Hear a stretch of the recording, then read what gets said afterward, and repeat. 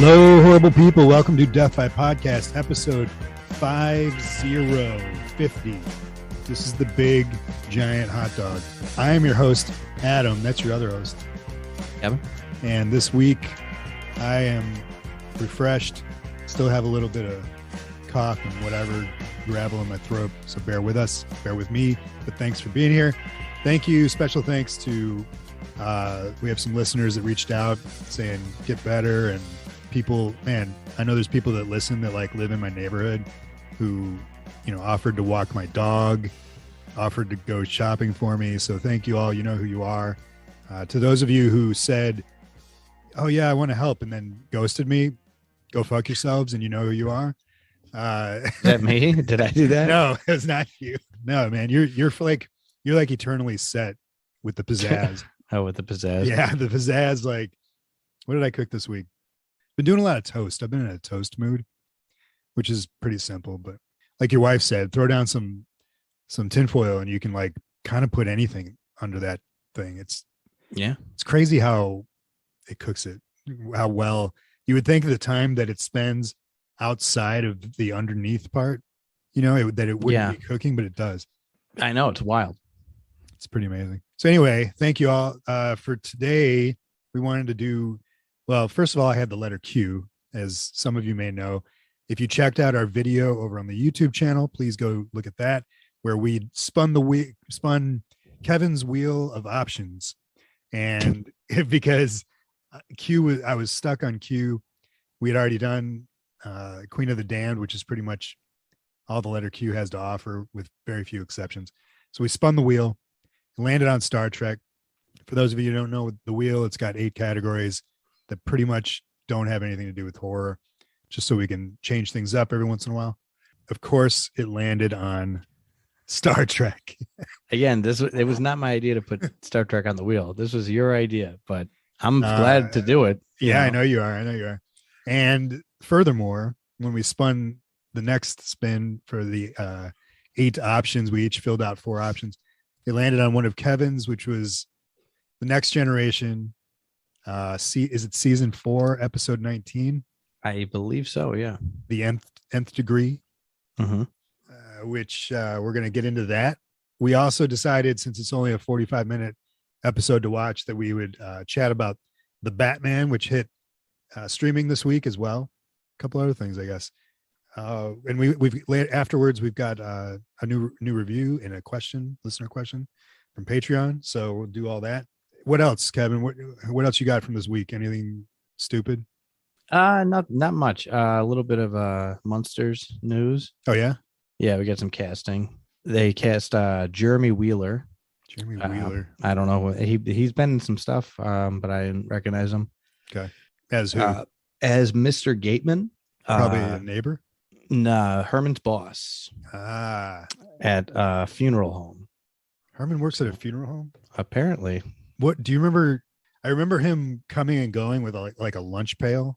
Yeah, but I don't remember him being at work. But you've seen more of it than I have. I guess.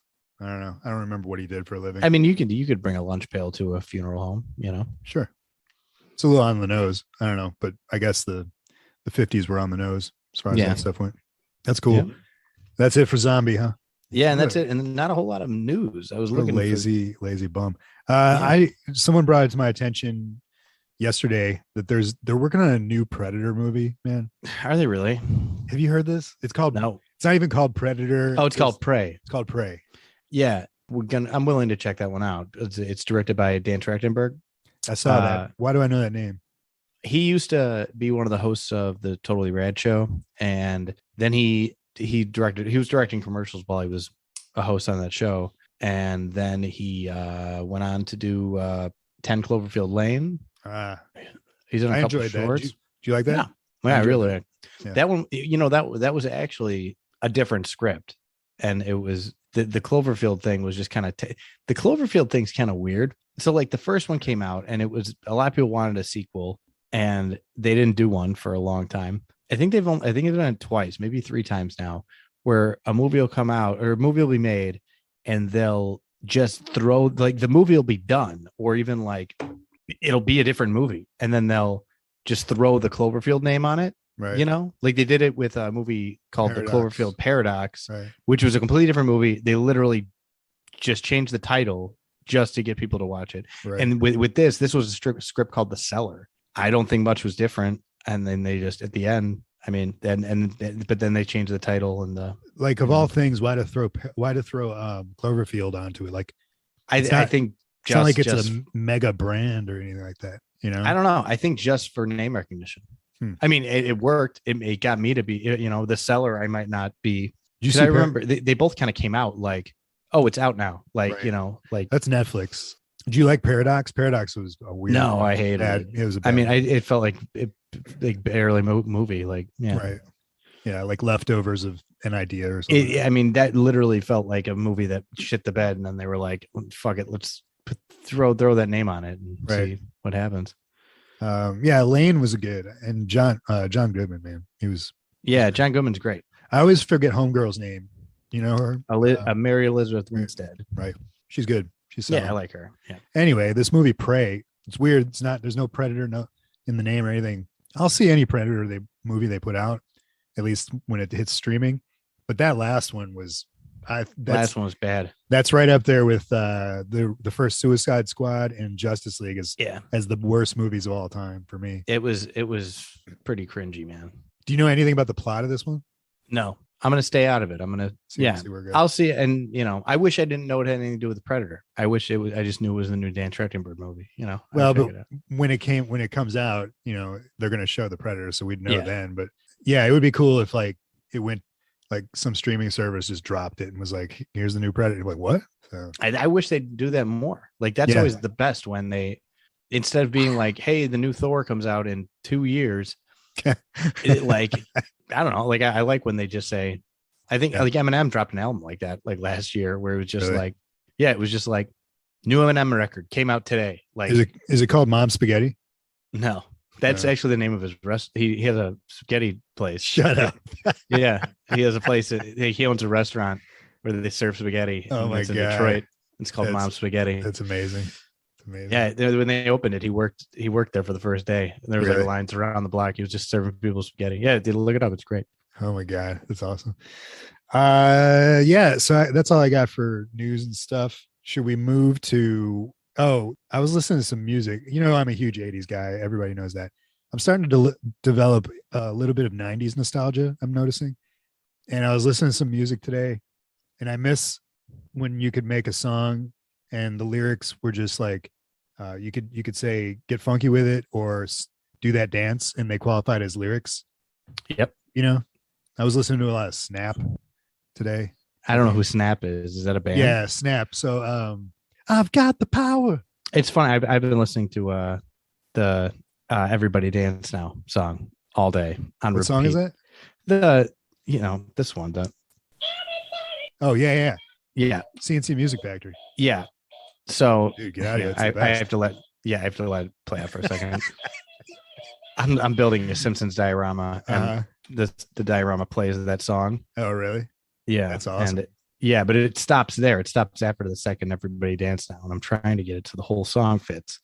I know all the lyrics to that song. I could do it right. I could sing it right now if you wanted. It's okay. But I'm not. I've been doing it all day. Yeah.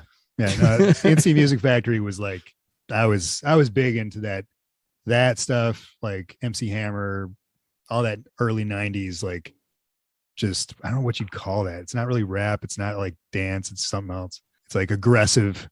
I don't know. Dance. I didn't like it. Hip hop stuff. What'd you watch? We got Batman.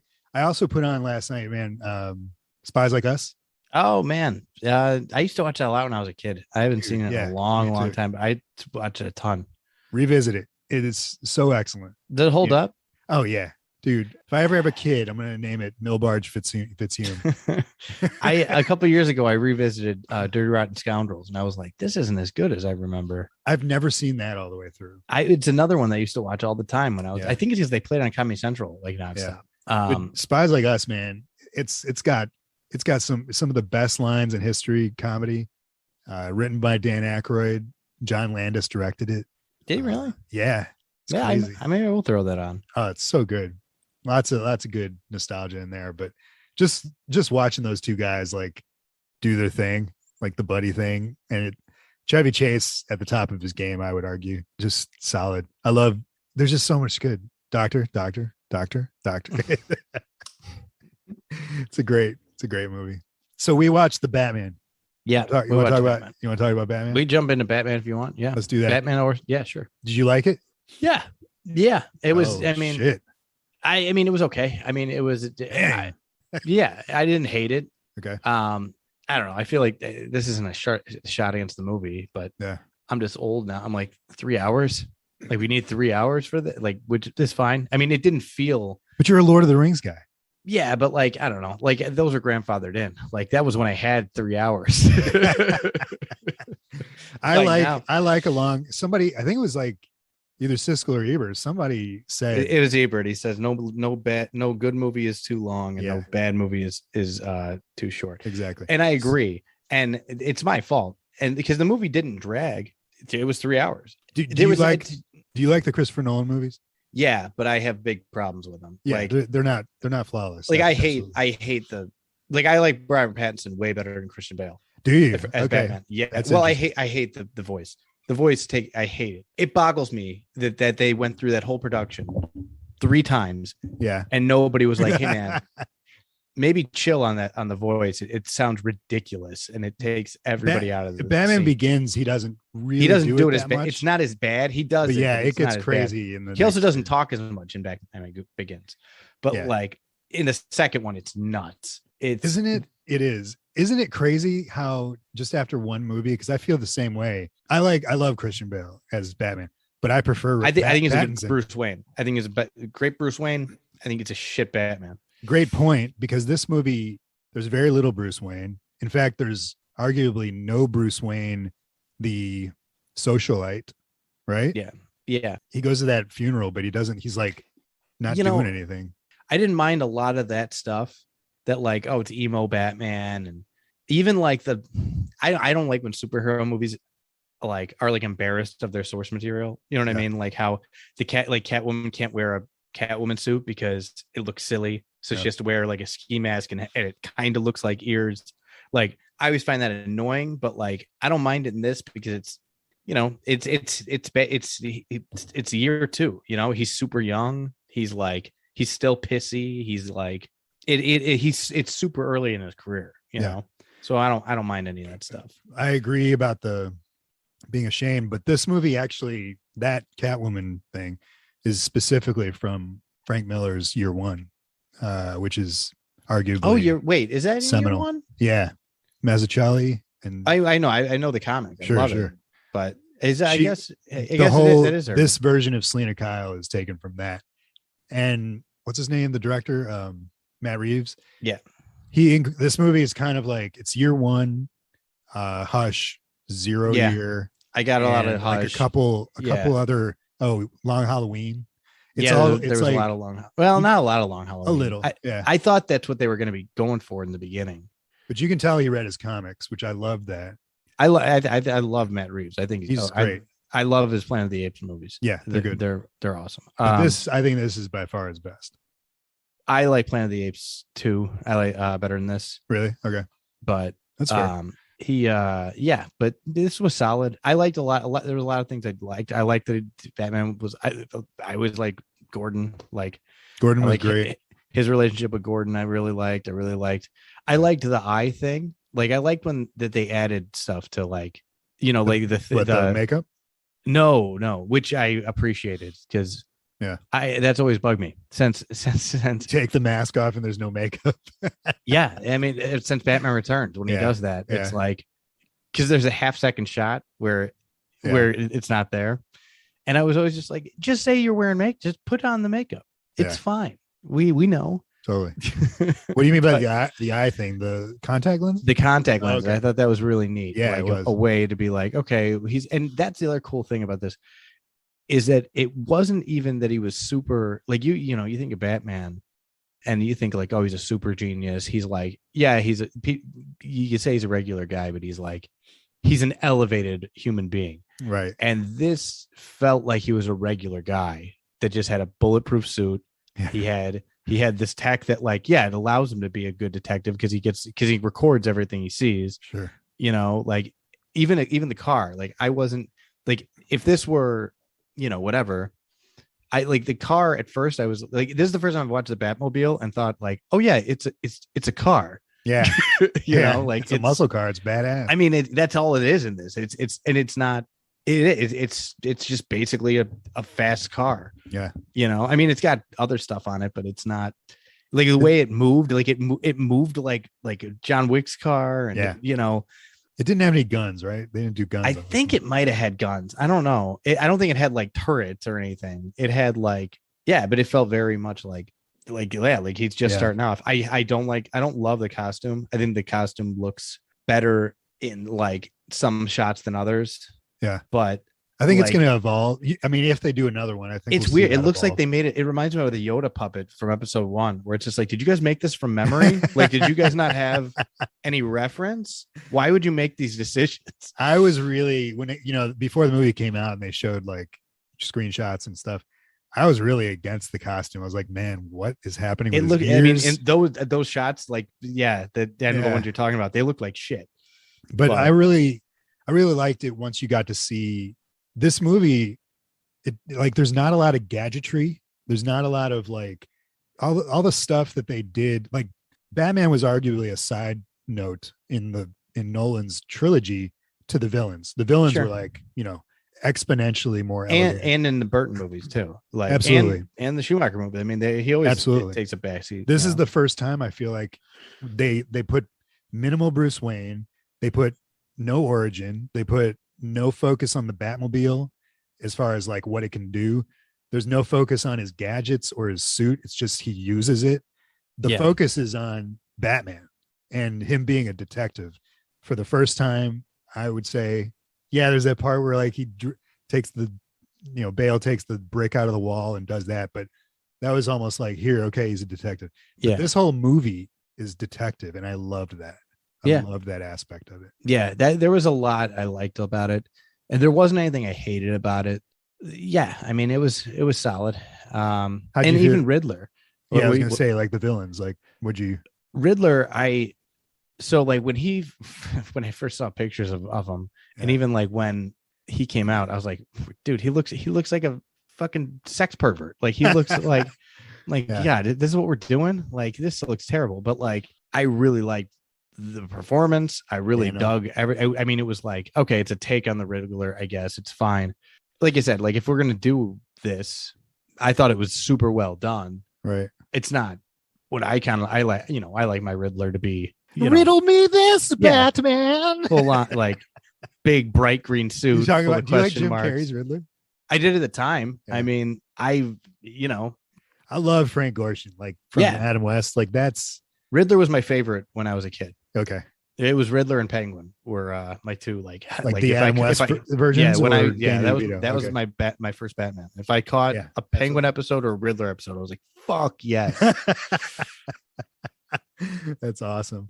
I dug it, man. I feel like he was an amalgam of, you know, the Joker and Hush, but I gotta tell you, did you watch the deleted scene with the Joker of this movie? Yeah. No.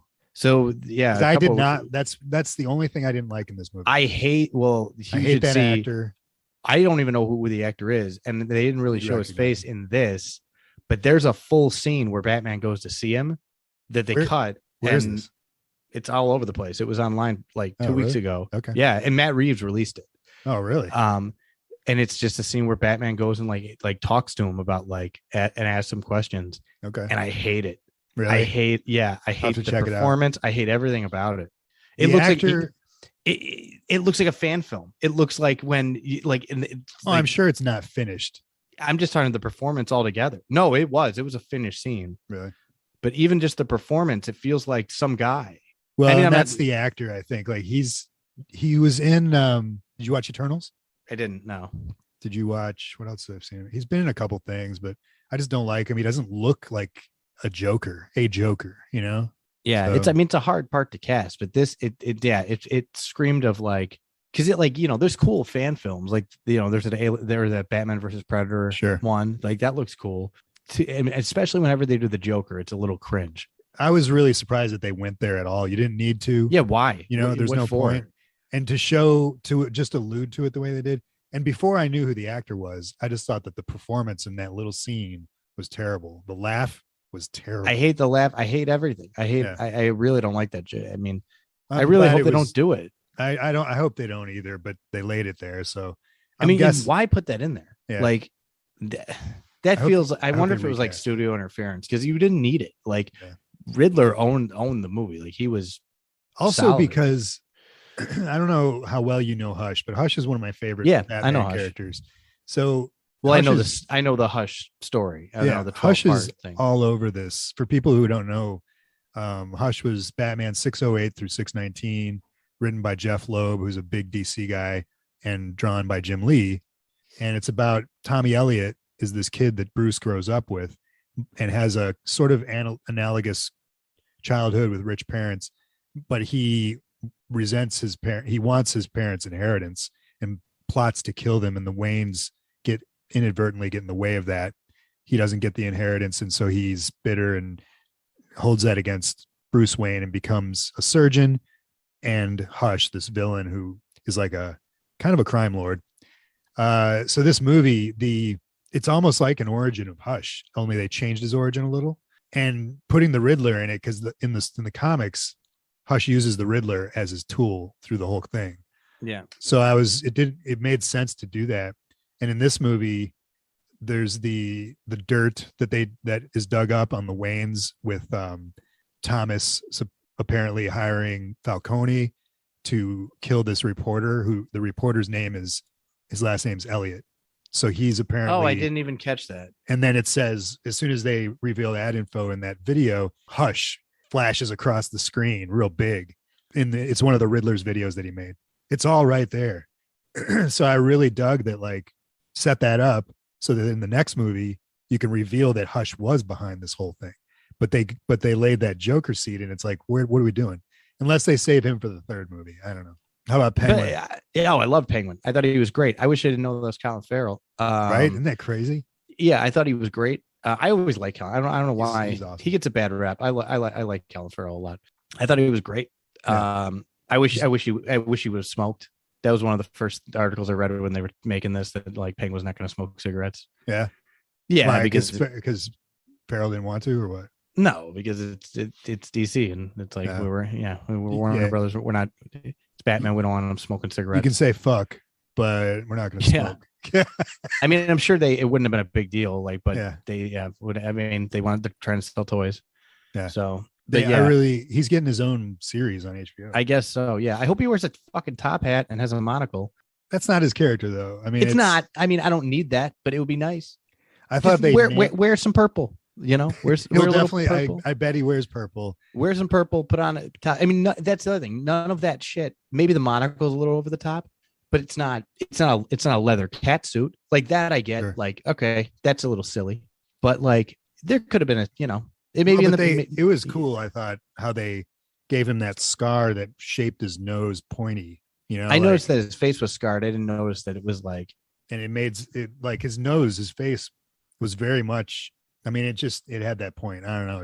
It was cool how they just subtly did that. Yeah, he was my favorite part. I think really him and Gordon. I like Gordon. Gordon was great. Gary Oldman, man, how do you top that? But yeah, I did like that he kept. It's so funny that they did it again where they made him a lieutenant, you know? Yeah. And they had another commissioner in there, and it was like it gives him space to evolve. Yeah. But it's just as soon as the other guy came in and they called the other guy commissioner, I was like, well, that guy is done for. Yeah, right. Like, because that's this guy's job. Like, it's coming. Yeah. But yeah, I dug that. I really like how he kept calling him man, and I really like that he was like working with the like. He wasn't like creeping around in the shadows that much in this one. You know what I mean? He was like going to that was one of my favorite things was how he would enter a room by stomping almost, you know, like he would come walking up and it would be, he wouldn't be there. It'd be shadows and then be like, poof, poof. There were two scenes where that happened. And then he'd come out of the shadows and he just walks in, but they made a point to like, he's not going to creep. He's going to like walk right into the room. I think my favorite, you know who was great? It was John Turturro. Yes. Man, and I don't like him, man. Oh, I always like him. I liked him like as Jesus, but like other than that, I'm a big editor, and like he killed it. And the best, I think he had the best line delivery. Even though I like Commissioner Gordon, how he kept calling him man. Like I really like that. Like we got to go, man. Like yeah. I really like that little subtle thing. But like, what's his name? Turturro. He has that great line. Like when after he gets arrested and Batman's walking him out, and he does this, like, it looks at him like, Jesus Christ. like he has this, like, what are you wearing? Like, what are you doing? Like, it's so good. And it's the subtlety. Because I guess when Turturro started showing up in the Transformers movies, which unfortunately I've seen all of, I was just like, why are you doing this, man? Like, what are you doing? Oh, well, everybody in those movies are doing. I mean, there's top that Francis McDormand's in the movies. I know. I mean, I even like Mark Wahlberg, but like they're all paychecks. That's all that is. But like to keep doing, I mean, whatever. It just shaped my image of Turturro. But in this, man, his subtlety, it was so good, and I believed him as he even looked like Falcone, like from the comics, from like Long Halloween. Yeah. We didn't ever get to see Maroni, did we? They did Maroni. In this movie, no. Yeah, in this movie, no. They did Maroni in he was Roberts. In Nolan's movies. He was Roberts. What's his name? Julia Roberts' brother. Yeah, Eric Roberts. Eric Roberts. Yeah. But yeah, I don't know. Did you ever do that thing? Like I went a couple of years ago. I wanted to 80 years of Batman comics. Yeah, and it's cool. You can basically make your own continuity.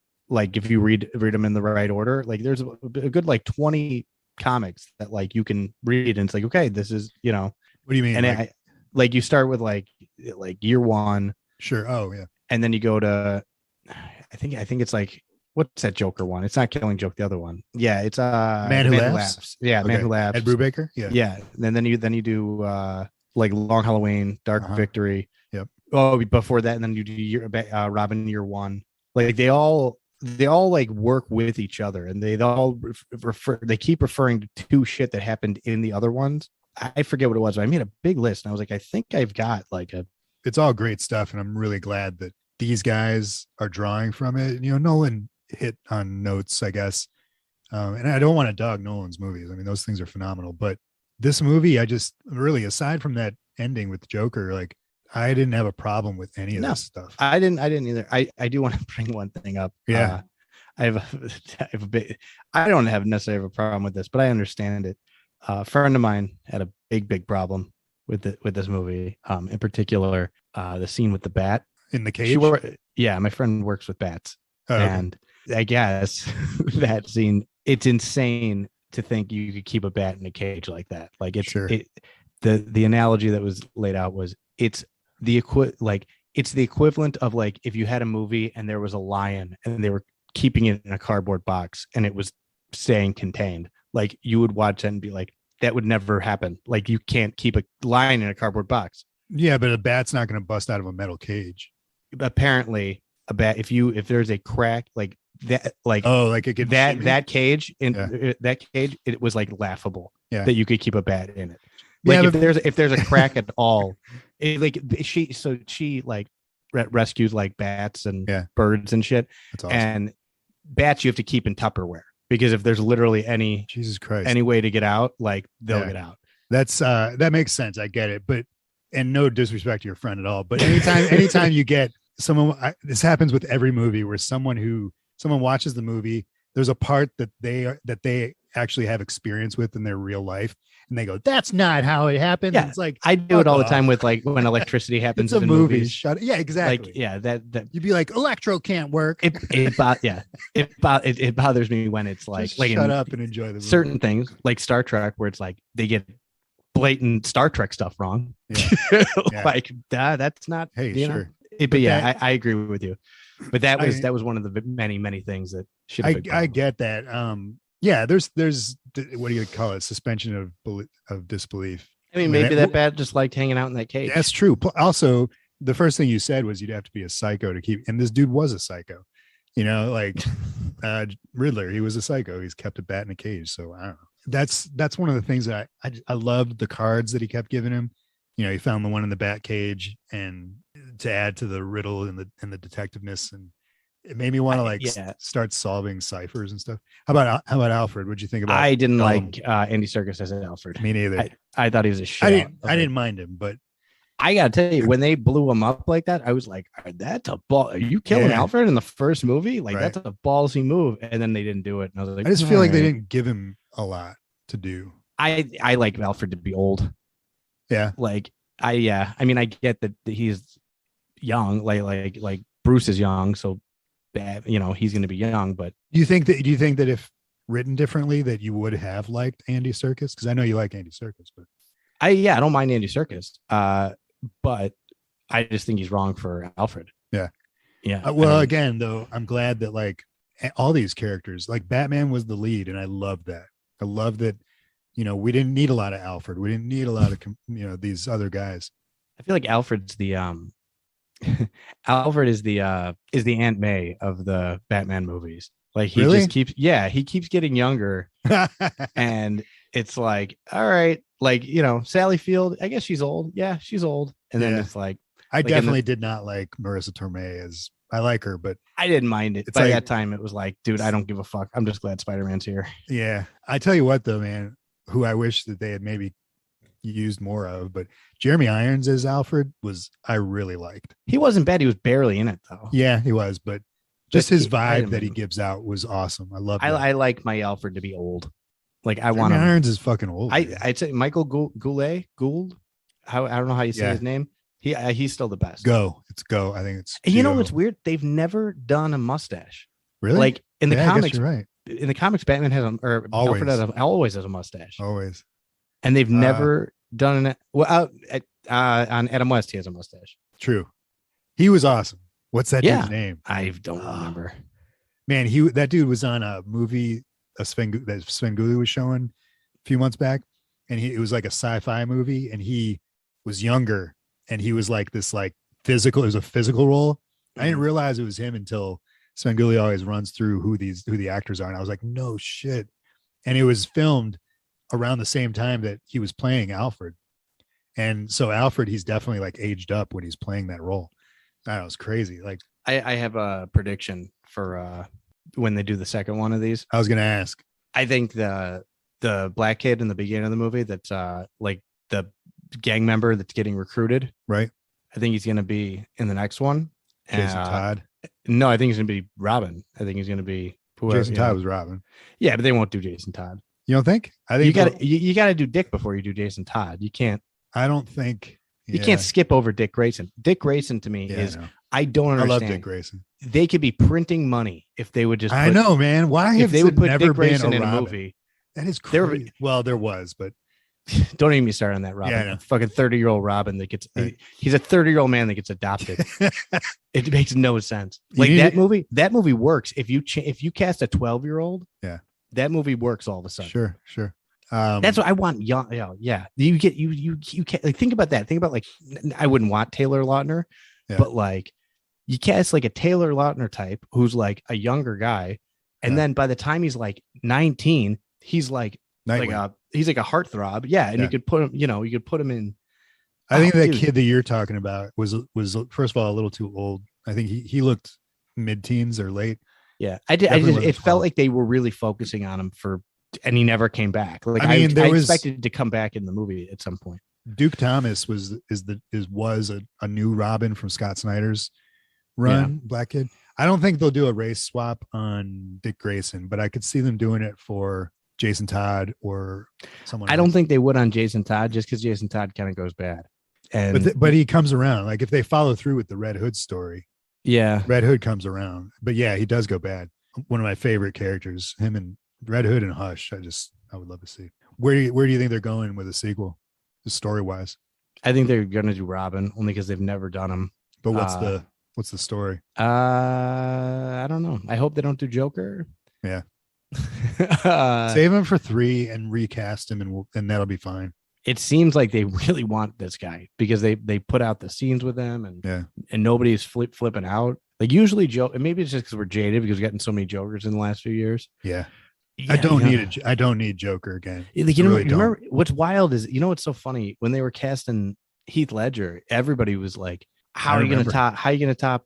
You know, remember. Jack Nicholson. This is gonna suck. Blah blah blah. Blah. And then since him, it's like a dime a dozen. Everybody's doing. You know what I mean? Like now, it's sure anybody can be the joke. It used to be like really, you know. Yeah, I was one of those people, man. I was like Heath Ledger, like I was pissed. A Knight's Tale, 10 Things I Hate About You. Are you kidding me?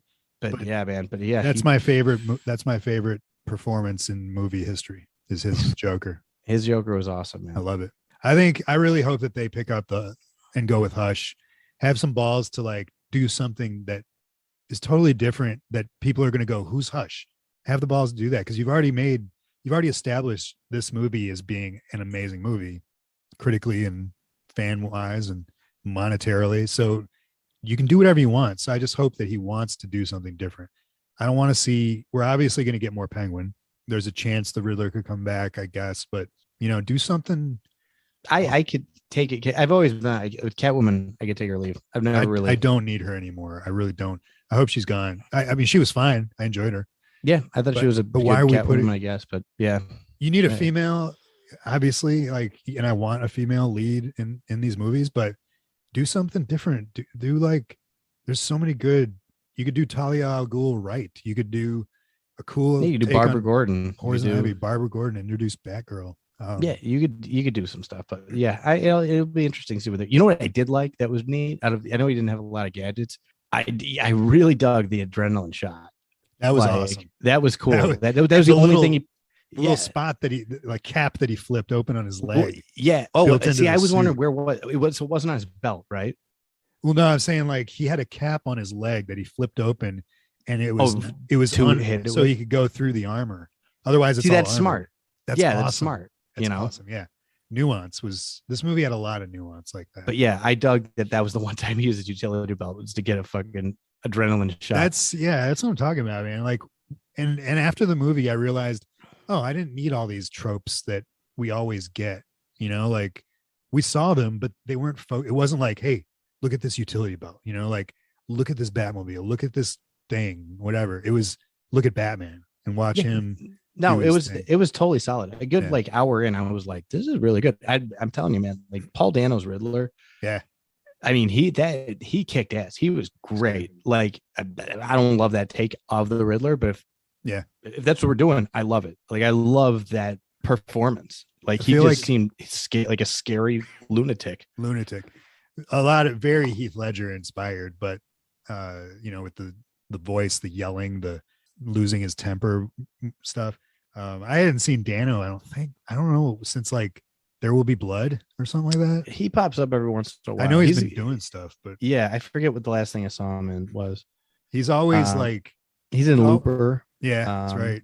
Every time I see him, I'm always like, oh, he's just on the edge, man. He's just always unhinged and on the edge. Does a great job. I'm a big Paul Dano guy. When I heard he was in it as he was the Riddler, I was like, that's awesome. Do you have a favorite scene?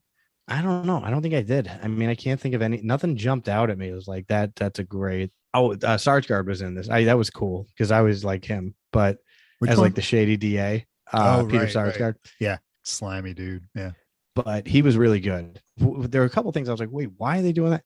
Like, because he gave Catwoman the contacts, right? Right. And said, okay, go in the club, and I need to see this and this and this and this.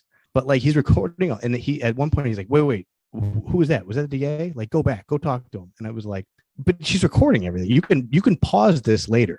Why are you having her go back there? Like, I think it was just, I know what you mean. I think it was just because he wanted more. Yeah, info, more information, or whatever. Like that dude's there. Go talk to him.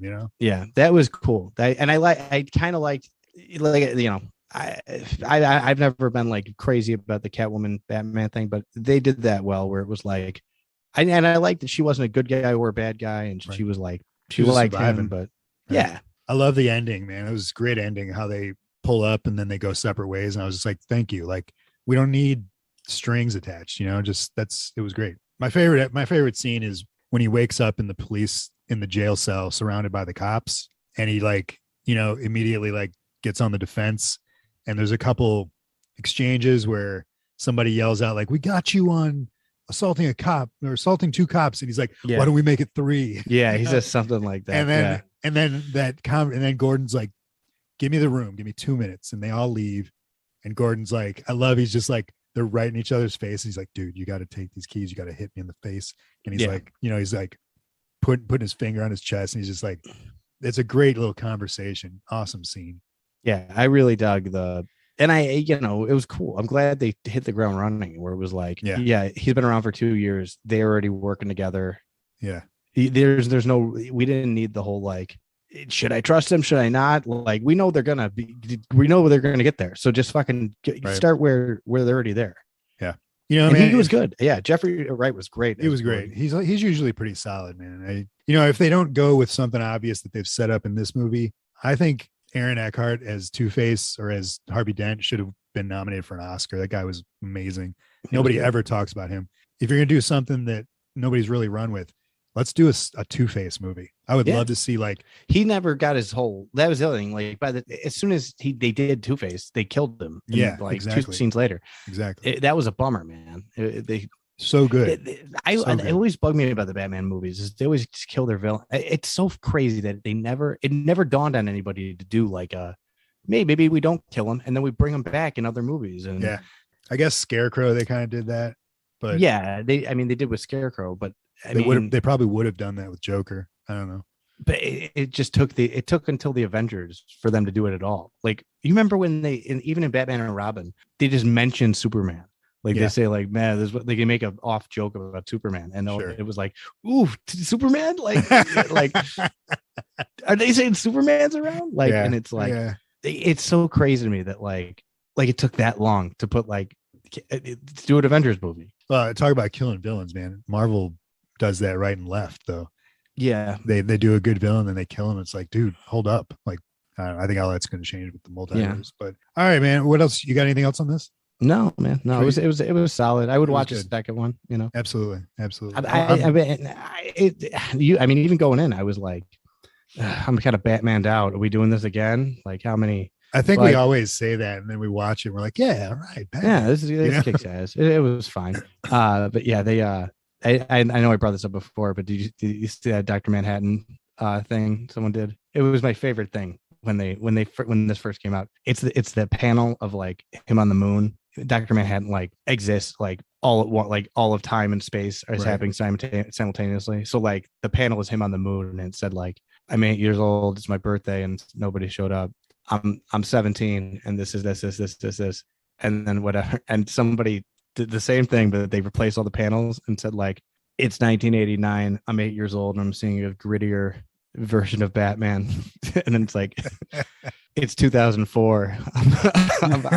I'm 22 years old. I'm seeing a newer, grittier version of Batman. It was like, it's 2021. I'm 40 years old. I'm seeing a newer, grittier version of Batman. It was just like, man, that's so dead on. Like, how long are we going to do this for?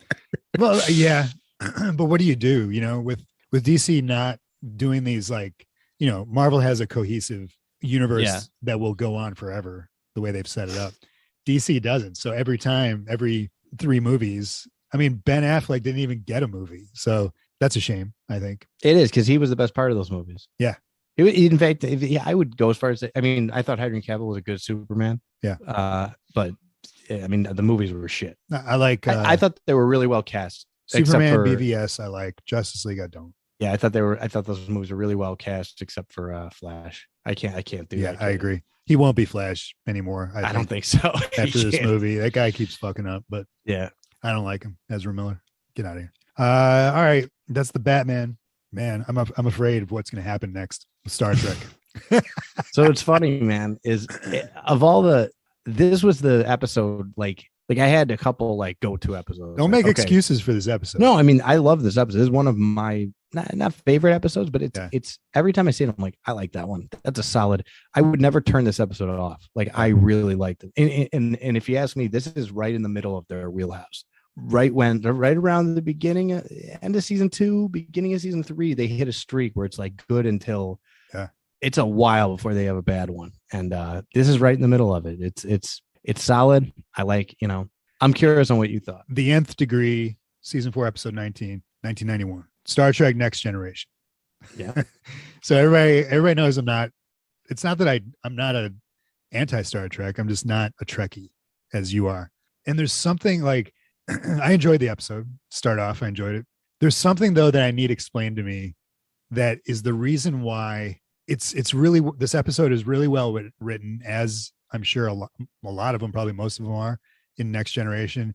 The original series, some good writing as well. But there's something that keeps Star Trek in this bubble that doesn't let it reach out to the general audience in the way that Star Wars does, or even like the Marvel universe, or, you know, like Star Trek, it has its fans, and it's not like you're going to reach out and often recruit new members. It's like you almost like grow up with Star Trek and you're a Trekkie, I think. But there's something like I didn't get into it until I was older, but yeah, I know what you mean.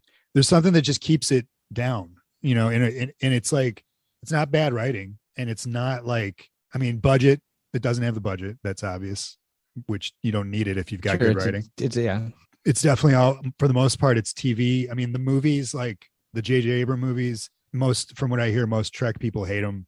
I enjoyed them for the most part. I don't hate the first one or the third one. I mean, they're fine. They're not, to me, they're just not Star Trek. They're action movies. They're action movies. I get that. The cool thing is that I watched this, and then the day before yesterday, on TV was some of Enterprise. Is that what it's called? Yeah. With Blackula, right? Bacula? Scott Bakula. Scott Bakula. Yeah. Blackula is a different guy. Different guy. And like, to me, that show is garbage. This show is far superior. But I'm glad I got to watch that one first and then watch this one. It elevated it. Would you agree? That Next Generation's better than Enterprise? Yeah, I would agree. I like Enterprise. The Vulcan chick is hot, but other than that, it's like, get out of here. Out of all of the, I rank it at the bottom under, you know, DS9 and Voyager and originals. Like, but it didn't really get to. It got canceled at, I think, the 4th season, right when it was kind of picking up. That far. Yeah, it was just starting to pick up. It was an interesting take. I mean, it was a prequel series. It takes place 100 years before the original series, and it takes place in an interesting time of the history. And that theme song. And you texted me about the theme song. That theme song is, and listen, this opening for this show is Star Trek. It's like, I get it. I mean, I turn it on. I know what I'm watching. It's appropriate for what it is. That theme song is like, what is this show? Here's the thing about that theme song. Like the Adventures of Christopher Columbus or something. I don't know what it was. Okay. Here's the thing about that. This is why I love Star Trek. Okay. Because they will wear you down with certain things. Like there's a character on Voyager whose name is Neelix. Okay. I know Neelix. Get out. When Neelix came on the show, the first episode, I was like, I'm not gonna be able to watch this show. Fuck this character. I can't do it. I can't do this. And then over time, you're just like, all right, I'm in for Neelix. I like Neelix. You know, just the more and more it wears you down. That theme song is the Neelix of that show. That theme song. The first time I watched Enterprise, there's lyrics. It was exactly. Like I remember I shot up. I was like, what the fuck is this? And they're cheesy lyrics. Yeah. And they're not just showing like stars and stuff. They're showing like maps and water. They're showing and like boats. like get out of here. It's a big jump. But okay, sorry. But I'm all over it now. Because first of all, that theme song, the more you hear it, the more you like it. Like I'm telling you, they're all like that. Except that one's a big, but like Deep Space Nine. The first time I heard the Deep Space Nine theme, I was like, I don't like. I haven't heard that one. I can't wait to hear that. It's awesome. Yeah. It's awesome. It's fucking great. But it's one where the first time you hear it, you're like, is it that great? But by the 20th time you hear it, you're like, this is jam. But and this one right off the bat, because it has lyrics, and the lyrics are a little bit like Bon Jovi-ish, and you know but let's give it credit. But I love that theme song. Is Neelix is Enterprise Picardo? No. Which I saw Picardo. Where did I see Picardo yesterday? I saw him yesterday in something. What show is that? Voyager. He's the doctor on Voyager. Maybe some Voyager came on as well, but I didn't catch the opening. I don't know. I saw an episode where and I promise we'll get to Nth Degree. Yeah. But I saw an episode where there's a chick. It's the girlfriend from Back to School, Rodney Dangerfield. Are you talking about Jerry Ryan? No, She's got the metal thing over her eye. Is that the same show? That's Voyager. That's Voyager. That's 7 of 9. She's a Borg. She wears like a leotard. Yeah, the captain of this show, I think, or I don't know. Anyway, she's going after an albino poop head. What's his name? The shitheads.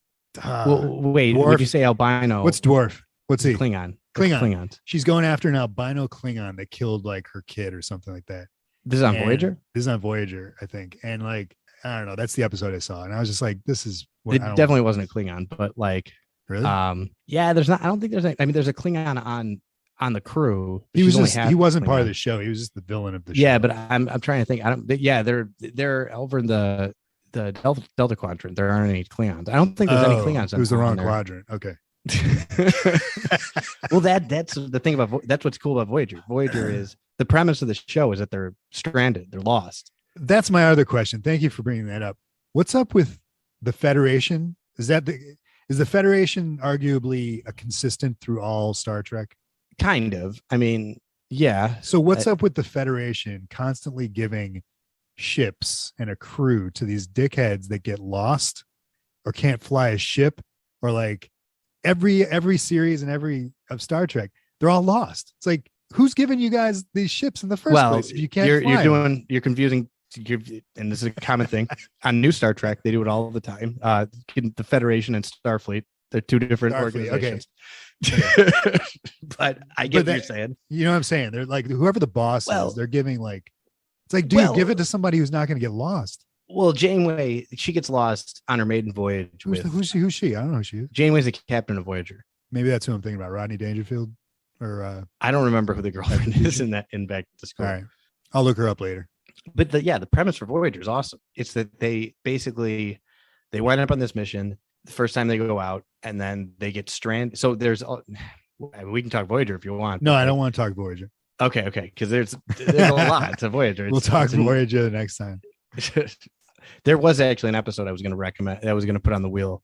Yeah. That I thought you were going to dig, and I think you would have really liked it. Did you on the wheel for all this? Was it all next gen? Yeah, these were all four next gens. All right. Well, let's get back to the Nth Degree. I don't want to stray too far. Yeah. So, but anyway, it sounds like we could get lost. But I love Enterprise. I like Enterprise, but yeah, I would put it. And I've never finished it. So Enterprise has Blackula. Voyager has this chick that I'm talking about, which is the one with the black dude from Nighthawk. He's the captain or whatever. Deep Voice. Deep Space Nine. Yeah. Is it Deep Space Nine? Okay. Yeah, that's Ben Sisko. He's the captain. What's that? Do you know that actor's name? Yeah, it's Avery Brooks. Yes. Okay. Thank you. All right. So I'm just getting them straight. Next Gen obviously has Jean-Luc, and then the original series is Shatner. Original Shatner. Is that everything? Did I name everything? That's all the good stuff. Yeah. It's all the good stuff. Okay. The new one has the Walking Dead chick. She's the captain. We don't discuss. Yeah. All right. We don't talk about that. All right. So the Nth Degree is basically about like this dork who gets like, I mean, it's an accurate description of Barclay. Yeah. Barclay's a dork. He gets zapped with some radiation or something, and then gets superpowers, brain powers, and takes over the ship. It's very, I noticed it's very HAL 2001, Ultron, Saturn 3, if you've ever seen that with Curtis, awesome sci-fi movie, where the AI becomes, he becomes AI basically through these zapping, and then takes over. Yeah, they flowers for Algernon. But there's a twist after that. Yeah. Right, which we'll get to. But that's the jizz of the story, is that there's this dude who keeps exponentially getting smarter, and the crew is like, what the fuck is going on with this guy? And he's not really doing anything bad. He's just trying to do what's logical almost and help.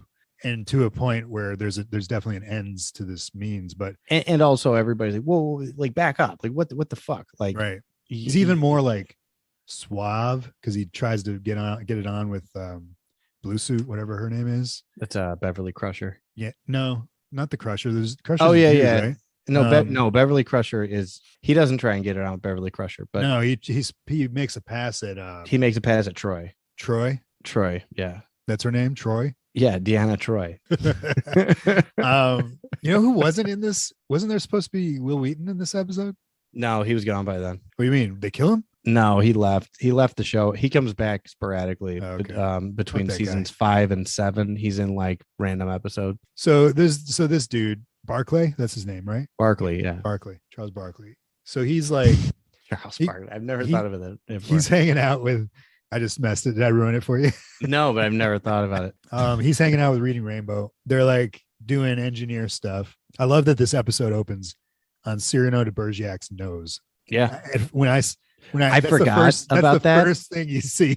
I forgot about that, and when I saw it, I was like, "Oh yeah, that's great." I wanted some Star weird Trek, stuff. Man, get out of here. I wanted some of this stuff. I wanted some like, oh, we're doing old 1800s plays. I like that's what I wanted for an episode for you. That's the hardest part for me to accept in Star Trek, even with the Shatner stuff, is when they go to Earth things, And I'm like, oh yeah. It takes me out of it, but I have to accept. I have to learn to accept that that's just part of. Star Trek does that a lot. Yeah, there's especially a guy, through like simulations and things, right? There's a guy on Voyager whose like passion is like putting together like muscle cars from the 70s. Yeah. If I saw that, I'd just be like, "What are we doing here?" It's fun. I mean, he's always on the holodeck, like working on cars and stuff, and he's got a passion for like old like 1940 serials, like, and it's just like, come on, that's awesome. Like it's 400 years of beauty. He would not be into this. It's and the de Bergerac, the Cyrano thing is a play that they're doing, which comes back around and it makes sense later. But at first I was like, all right, what are we doing? This is the nerd, the dork Barkley is like he's trying to kind of like fit in. It seems. Yeah. I'm sure this isn't his first episode, right? No, there's another episode. Is he a regular? This? He's not a regular. He's a recurring. Like he's besides O'Brien. He is in a bunch of episodes. Okay. He's in the movies, and Which he's movies? In post Shatner. He's in the Next Generation movies. He's in. I think he might only be in one of them, but I enjoyed his character, I really like Barkley's, and he's on Voyager a lot. Yeah, Barkley episodes are like a nice little. The same character is on Voyager, or a different character? Because I know they do weird things. No, it's the same character on Voyager. I vaguely recognize the actor from I don't know what, but I've never seen him in anything else. He looked familiar, but I enjoyed him. He was good, but he's a dork and he's fumbling and he's goofy. He is a dork, and like he's trying to fit in and do things. He's trying to learn things. He's taking drama lessons, I guess, from this woman who's the hot teacher or the hot. That's Beverly Crusher. That's the Crusher. Who's the fucking guy with the beard? I thought he was the Crusher. No, so you've been calling Will Wheaton the Crusher, is what? Not Will Wheaton. No, I know Will Wheaton. Will Wheaton who's the guy that's like he's got a beard? Riker. He's Riker. Riker, yeah, the first officer of the ship. He's in charge of a lot of things. He yells at Data in the beginning. I thought he was the Crusher. No, he's not the Crusher. He crushes. Right. He crushes ass like a lot. Really, that makes sense because he's really jealous later on. That the dork. Dude, he slays ass like for 7 seasons. He goes to like sex planets and just like takes over. Really? He's goofy. Dude, Riker's the shit. What? Riker's the man. There's so many good Riker episodes. If he was called the Crusher, I'd be like, all right. It would totally fit. It would totally fit if that was his name. That's insane. Because he's so goofy. Riker is the shit, dude. There's an episode where he's on where they do like a first officer exchange program with some Klingons where they get a Klingon and then they send Riker over to the Klingon ship to be first officer for like a week. Oh my God, that's so ironic. Dude, but within a week he's just like running the ship. Like he takes over. Like he takes over the whole ship because he's such a badass. Riker's the best. There wasn't a lot of Data in this episode, and I was a little bummed about that. There wasn't even a lot of Jean-Luc either. No, there really wasn't. It was interesting that you picked it and didn't, it totally focused on this dude and Reading Rainbow, and those were the main dudes, the main actors. So this chick is called the Crusher. Well, her name's Beverly Crusher. She's the doctor of the ship. Will Wheaton, who's Wesley, is her son, Wesley Crusher. Get out of here. He doesn't deserve to be called that. Yeah, he does. I mean, he doesn't crush it. Does she crush anything? What does she crush? She bangs a ghost in season 7. Oh my gosh, she crushes ghosts. I like her. She's good. She is good, and she was integral. I love the scene. Love is strong, but the scene later on when the de Bergerac stuff comes back around, and he's because he can act now. Yeah, and he's been laser beamed, and he's like reciting this, and she's in front of her. I guess she's like his drama coach or something, And yeah, she's always like trying to get people into it. Yeah, she's just like listening to him, and he's just nailing it. And I don't know, it was a good scene because by that point we're starting to see his evolution. Like he's really like changing a lot, and this is when they start noticing it for the most part. He's trying to become a better engineer, become a better drama guy, whatever, and he just sucks at it all until he gets laser beamed by. That's the other thing. What's up with Star Trek and probes floating around in space? Like they love that shit. What do you mean, just probes? Like there's the one movie with Shatner where it's like a whole. Isn't that the first movie? Is all about this probe, or is that the whale movie? It's the whale movie and the first movie. No, the whale movie. They're trying to disarm a bomb. It's a probe that's like coming in number whale. Yeah, but my point is that there's that thing, that probe. In number one, there's like a probe that like is doing a thing that's the villain, but it's not because it's just a thing. And then in this episode, there's the floaty probe that they shoot. Shoot it and it gives laser beams to the dork. Yeah, I mean, there's a lot of plot. There's a lot of what do you probes? I mean, there's a lot of MacGuffins floating around the galaxy. There's a lot of plot starters that are flying around. There's an episode where it makes they hit a thing and makes everybody drunk for the episode. Like, that's a weird episode. But so this one they shoot the probe and real quick. There's an episode of Voyager where they go through this like cloud. Yeah, and the entire and I love this episode, but people shit on it. The entire problem that they're having on the ship is that anytime they open a door to go into like every time they like go to enter a room, they enter the wrong room. Like essentially like you know how like, okay, my bedroom is linked to the hallway. Yeah. Well, you walk into the hallway and all of a sudden you're in the bathroom instead of the hallway. That's the whole premise of the episode. It's like, that's nutty. It's weird. And it's like, it's basically, but it's, hey man, we got to do something and we don't have any money for sets this week. Like we can't, like we got to figure something out.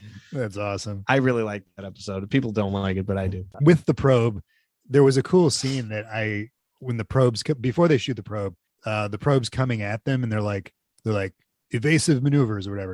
And it's the first time I think I've ever seen the ship go backwards. Like it just starts going backwards. It doesn't turn around or anything. It just goes backwards, which is a cool ship, by the way. I enjoyed the design of it. And are you talking the shuttlecraft? No, like the main, what are they on? What ship are they on? They're on the Enterprise. That's the Enterprise, like Kirk's Enterprise? No, there's multiple Enterprises. That's bullshit. This takes place 80 years after Kirk. Okay. So this is the Enterprise D. Kirk was on the original Enterprise. Andy had the Enterprise A. Okay. Because they blow up the original Enterprise in Star Trek 3. I remember that. And then at the end of Star Trek 4, the Enterprise A. Wouldn't A be the first one? No, it was just 0. It was just letterless. Okay. There's actually a great line about that in one of the episodes on the wheel that we didn't do. Yeah, I'm sure it's great. It's a great line. It is. It's Scotty's in that episod. I liked it, but we got whatever Enterprise D this is. Yeah, you know who the captain of the Enterprise B was? Jackoff. Chekhov? He wasn't. It was Cameron from Ferris Bueller. Really? Yeah. Oh wait, have I seen him? I don't know. I feel like I've seen him in that. Yeah, he's in the beginning of Generations. It's the main voyage of the Enterprise B, and he gets Kirk killed. Oh yeah, okay, yeah. I did see that. That's bonkers, man. How many actors? It's a badass ship, though. I wish there was more stuff with Enterprise B because it's a badass design. Yeah, I have models of all the Enterprise. This one I liked because I like the red and blue lights on the tubes or whatever they are. I'm sure they've got a name, whatever. Yeah, going backwards. Yeah, I thought that was cool. What is with Star Trek always? Every crew has an emotionless person that's in charge of a lot of stuff. So you get Spock, obviously. And then you get like Voyager has another Spock woman. This show has like Voyager has it has another Vulcan. It's a guy though. Which is the Vulcan that's hot chick? That's Enterprise. That's Enterprise. This show Enterprise has T-Pole with the yeah. Voyager has Tuvok. No, man, because she was interacting with Blackula. This chick I'm talking about. Yeah, Bakula is on Enterprise. Oh yeah, this is not Bakula is on. All right, I'm confusing myself. Jesus Christ, too much shit. All right, so there's her, there's Spock. There's this show has like stats and poop head dwarf. Like, why that seems like a common trope in Star Trek, right? To have like, oh, and then there's the one with the chick with the metal eyebrow. 7 of 9. 7 of 9. How many people are called 7 of 9? Just one. All right. So anyway, they like they have this thing of like they have to have a character that's like emotionless and in charge of a lot of stuff, which I guess it makes sense. If you got a bunch of stuff, you don't want someone who's gonna like be flying off the handle if you need to press a nuke. Yeah, I really like the idea of like Vulcans to me are awesome because they work in pure logic. Like they don't, you know what I mean? There's no bullshit to them. They're like, no, that doesn't make sense. This makes sense. So that's what we're going to do. And that's kind of, and even like, I mean, Klingons are, I wouldn't say they're emotionless. They're super emotional. They're just angry. Yeah, I guess. They're, you know, and they don't put up with a lot of shit. I don't know. I think that's kind of what Star Trek is about. It's like, you know, working with other cultures and different, you know, and as far as like Data goes, yeah, I mean, he's just awesome. And yeah, I mean, yeah, he is emotionless, but he's also. But then he also has like cats or something like that. He has a cat. He was barely in this episode. I was sad, but when they did show it him, was a bummer. He looked really moist. I don't know. I have to comment on that one, but you know, yeah, it had a fair bit of Geordi. I mean, it really was the Barkley show. Who's Geordi? Geordi LaForge. He is Reading Rainbow, as you call him. Oh, okay. LeVar Burton. Yeah. Butterfly in the sky. Still got it. He's a strange character too, because he's like, I don't know. There's no characterization to him. He's just a guy with like a hair barrette on his eyes, and he just talks like Reading Rainbow does. I mean, there's you know, he's a main dude though, right? Yeah, he's a big deal. He's he's a chief engineer. Yeah, he's an important character. That's the thing. Like a lot of these guys they've got personality traits, but like they don't come out in every episode. It's like, you know, there's Geordi centric episodes where, you know, you find out that he's terrible with women. Like he's really bad at talking to women, but he's, you know, Reading Rainbow is. Yeah. Interesting. It's a running thing. He's really, really bad with women. Is there an episode where him and or what's his name, Riker, hang out together and Riker gives him like lessons on crushing? Yeah. Really? There's an episode like that? I mean, there's definitely an episode where he's basically trying to get laid. No, when he's got Reading Rainbow with him, since they're like, he's bad at like. Yeah, I can't think of it specifically, but I'm sure that it's a scene that happens. Yeah, where Riker's like, dude, just do this, just relax, and try talking to her like this. Like, I'm sure that's a scene. I can't think of it off the top of my head, but I'm sure that scene exists. That's awesome. Because you'd be crazy not to write that scene. Yeah, in that episode. Absolutely. But yeah, the Barkley's interesting. I wish you'd seen the other Barkley episode. I wish you had seen the other Barkley episode going in. Before or is it before or after this? It's before. Okay. And it's basically that he's a capable engineer, but he's fucking things up because he's nervous and he's really bad with people. And you could see that in this one. Yeah, he's just, but like, and he keeps fucking up until Geordi wants him off the team. He wants to transfer him. Really? Okay. Yeah, and Picard won't do it. Picard's like, no, man, he's on your crew. Figure it out. Yeah. Like either make him better, or it's a really cool scene. Picard's like, either make him better or fucking demote him, but that's your job. Like, don't bring this shit to me. But it turns out he's like really capable. He's really, really intelligent. He's really nervous and weird with people. Yeah. And then it turns out he has like, I have a signed picture from this scene in my or from this episode in my bathroom. Signed by who? Signed by Brent Spiner, who plays Data. Okay. He's like dressed like a Three Musketeers, like a conquistador. Is that what those guys were? Maybe swashbucklers. Yeah, he's like dressed like a swashbuckler. Basically, Barkley gets addicted to the holodeck because he's like living out fantasies where he's like kicking all their asses in like the Three Musketeers. Okay. And whatever. Anyway, they find out he's doing this, and it doesn't matter. But it's an episode about that, and this is kind of the sequel to that episode.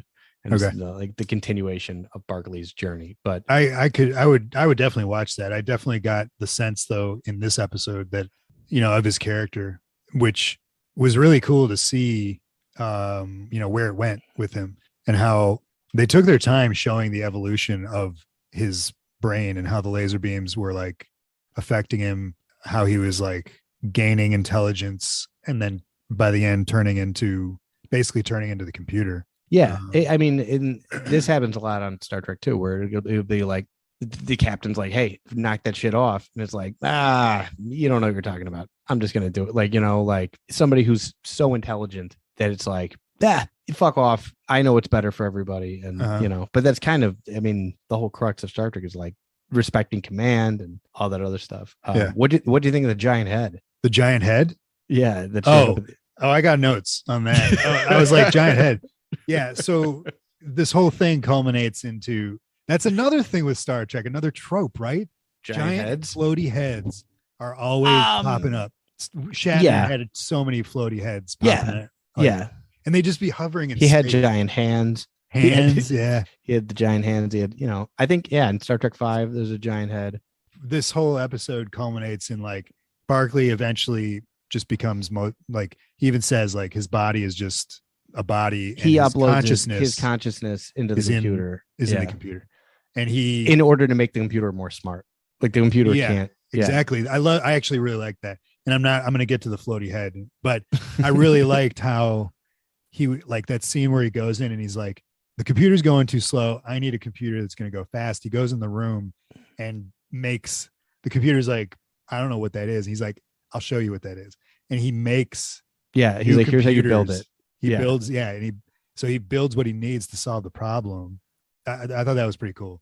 And then he solves the problem, all of a sudden takes them through this like warp thing and that puts them like, I think it was like 300 light years away from where they were. They have no control over this whole, what he's doing. And then all of a sudden, they're at the other end of space and this fucking floaty head shows up with literally a dick and balls on his head. Like, it's literally, if you look at it, there's balls on his forehead and his nose is a dick. And I was like, is this some kind of species in Star Trek I didn't know of, but it didn't surprise me. And he's just smiling and he's got like, and it's a giant head on the bridge of the, oh my God, of the ship. If I'm in that crew and I'm in that the bridge and this happens, I'm like, how the fuck do these floaty heads keep getting in this room, man? Who's building the shit? But it turns out he's an actual person, right? Is he like projecting his head, or is that? Yeah, I would think that he's project. I don't remember, but I think he's. Do these guys come back? No. Okay, so it's a species that loves to explore, but they don't leave where they live, so they bring other people to them, and that's what this whole Barclay taking over his mind was, so that they could get basically a navigator to bring the ship and the crew to them, so that they could learn about them. And then Jean-Luc, with his over voicing, says like, we spent like 9 days with these guys talking about stuff and they learned stuff. And then we reported back to Space Station Alpha, gave them all the knowledge we learned. That part of it, I was like, all right, whatever. That's Star Trek-y. I really enjoyed Barclay's journey from the beginning and seeing him to the end where he has become more machine almost than man. The stuff with the floaty head and the whole reasoning for Barclay to be on that journey and throughout the episode, I was like, if I'm like, fuck you guys, I'm going to nuke you guys because you could have endangered my crew. You could have we didn't know what was going on. You could have told Barclay, if you're using him as a vessel, like, hey, we're this people that does this thing and fucks with you because we want knowledge. It's like, there's a better way to do that. But sure. But then you could say no. There's a lot of rolling with. It's weird. Like there's a lot of that in Star Trek where it's like, all right, like nothing went wrong. Like Star Trek 5's like that. Yeah. Where I know what you mean. Where like Spock's brother essentially like takes over the ship because he thinks he knows where God is in the universe. Right. And then he basically proves it to Kirk, and Kirk, even though he doesn't have a choice, is like, all right. We'll go but it still is not like, but it's like you said, like there's a better way to do this. Oh yeah than endangering and making everyone mad and like all this stuff. And then this floaty head's just smiling with his dick on his head. I'm like, get out of here, you fucking asshole. Like that's another thing. It was in maybe it was in the Voyager episode that I saw. Star Trek makeup is like, just throw something on her face and put some paper mache and Mod Podge. there's two kinds of aliens. Oh my God. Yeah. There's, hey, we're going to go balls out. We're going to do Klingons. We're going to 4 hours of makeup, or we're going to put this little thing on your nose. And yeah. There's a whole race of people called Bajorans. Bajorans? Bajorans. But they have, they're big on Deep Space Nine and on Next Gen. Yeah. But they literally just have this tiny little thing on their nose. And that's what separates them from. And they wear an earring. They were there were these two guys on Voyager or one of the shows where like it's a common thing with like zombies and vampires just build up their brows and make their eyes look sunken in, that kind of makeup where it's like Buffy makeup, like every time there was a vampire, it's like, come on, that's the best you can do. There were these two guys on this Voyager episode that I was like, man, that's why Star Trek aliens suck, because like because they're just like, all right, what can we do to sink their eyes in, like, or give them like a bridge on their nose? It's like, come on, let's do something. Then when they do go all the way out, it's like, yikes, it's like I remember in some of the J.J. Abrams movies, there was some makeup that was phenomenal makeup, but it was like, that's too much, man. Like that creature is, or whatever it is. And it's always just it's just the head. It's always a human body with just this whacked out head.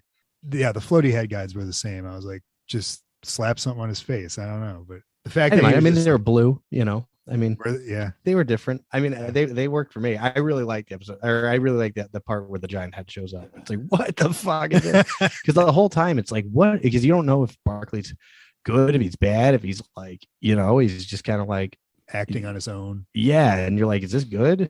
And even Picard's like, I don't know what to do here. Like, they do kind of get let off the hook because like, yeah, the blue guy shows up and says, oh, hey, we're good guys, just so you know. And we've been behind everything, and it's not Barclay's fault. Exactly. And they were about to kill Barclay. They were about to kill Barclay. Yeah. From their perspective, they're like, what are we supposed to do? Like, we don't know where the hell you're taking us. Exactly. There was a better way. There was a better way to do this. I mean, the episode was great. Like, as far as the writing of it goes, I'm just saying, like, these aliens, man. And we don't know that Picard didn't have that talk with them. Like, yeah, they spent 9 days. Oh yeah, like, hey, by the way, don't ever do that shit again. Yeah, exactly. Or I'll fucking, because they've been doing this all the time, like with a bunch of different people and species and whatever. So these are the guys that sent the probe out. Yeah. And the probe is just designed to like find it's designed to do exactly what happened. Like, it's designed to be zapped. How did they know it was going to be zapped though? And then laser beams in the head. Well, because you become smart enough, like seemingly, like if it's floating around until it hits somebody, whoever it hits is going to be smart enough to figure out how to get there. It's not, if they weren't controlling him like a puppet, he became smart enough to get there. Like that was his main motivation. Right. If that's me though, and that's what I'm doing, I'm sending out a thing like a probe. I'm going to put like a cheeseburger on it. So somebody goes like, oh shit, I want to eat that cheeseburger. And they eat it. And then they become knowledge. Like, this was too coincidental that they were like, they tried to get away from it. They couldn't, it kept coming. So they're like, all right, just shoot the thing. They shoot it. And then it like explodes, but it's still outside of the ship. Mm-hmm. And Jordan is okay because he's got the Reading Rainbow has the hairpiece that filtered out the laser beams, but Barclay got he was unconscious, right? Jordan was right? No, because he zapped Barclay. Barclay became unconscious, and Geordi like, oh, hey, you're right. You're right. I'm thinking of a different episode.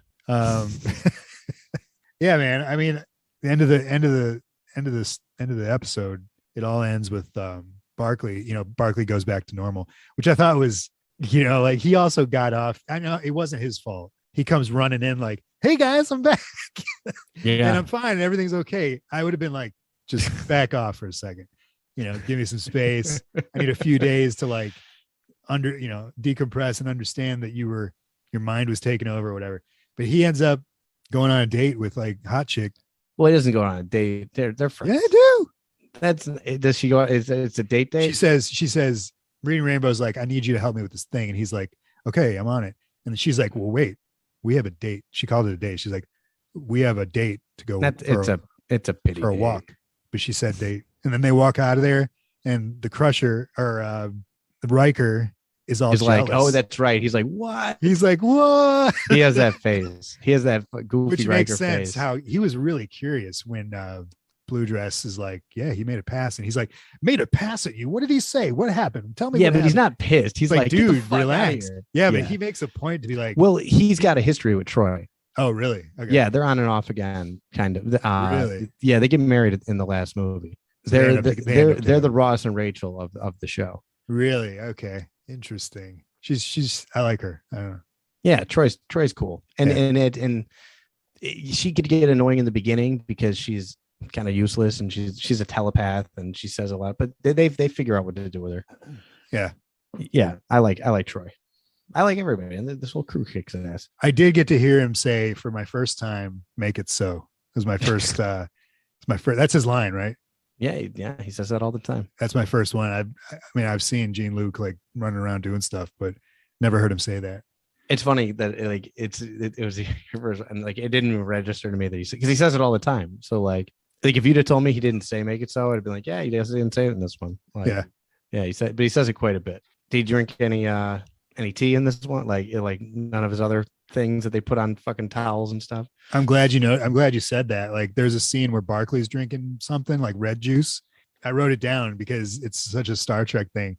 The cup, they want to make it a space cup. It can't just be a regular cup. It's got to be a space cup. Yeah, they need to have the 40 chess, and the cup is exactly. The cup is just a science beaker with like a metal attachment that's separate. I noticed because they made a point to like show her pouring the red juice, and then he picks it up, and I was like, that's just a science beaker with a coat hanger wrapped around it.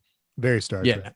But they do a good job of making regular stuff look not like futuristic, but not of like there's a online store where you can buy any chair that's been on the show. They'll tell you where to get that chair, and a lot of it's just regular furniture places. That's the Blackula episode was all about how his chair was uncomfortable, his captain's chair, and this dude had to fix it, and it went all wrong, and it ended up at the end. Blackula walks in and he's like, it looks like the same chair, and he's like, it is the same chair, and he's like, but sit in it, and he sits in it. He's like, whoa, it feels way different. What'd you do? He's like, it's nice, right? He's like, yeah. What'd you do? He's like, I lowered it half a centimeter, and Blackula's like, what? And I'm like, what? And everybody's like, what? It's like half a centimeter. Get out of here. Saved everyone's life. I don't know. It's comfortable. It's all it takes. That's the lesson. It's all it takes. Sometimes it just takes half a centimeter. But yeah, it's. I'm glad. Did you like this episode? I did, man. I enjoyed it. It was. It's no Darmok. I'm still pissed we didn't get Darmok. I might have to watch that because it's gonna be a while before we use the wheel again. I would go as far as say that episode, if you saw Darmok, you would maybe invest more time in Star Trek. Like it's one episode. It's one episode. All right. Why don't we do this why don't we watch Darmok for Patreon? Okay, I'm down for that. You want to do that? Yeah. I know we said that we were going to go back to Tales from the Crypt, which we will.